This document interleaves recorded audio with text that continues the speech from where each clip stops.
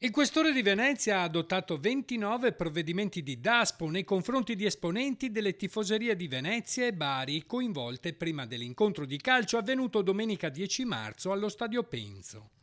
L'episodio ha avuto luogo poco prima dell'inizio della partita, quando un gruppo di veneziani ha provocato gli ultras del Bari con insulti e lanci di fumogeni.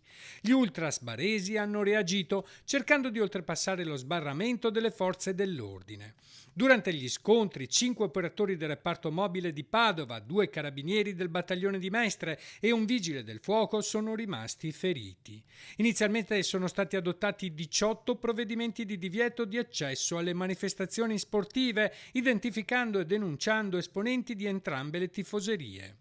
Alcuni di questi provvedimenti includono prescrizioni aggiuntive, come l'obbligo di presentarsi presso le forze dell'ordine prima e dopo ogni incontro agonistico. La durata del divieto di accesso agli stadi è stata calibrata in base alla gravità delle condotte durante gli scontri e ai precedenti di polizia. Successivamente, altri 11 provvedimenti di DASPO sono stati adottati a seguito di ulteriori indagini, coinvolgendo tifosi veneziani e baresi.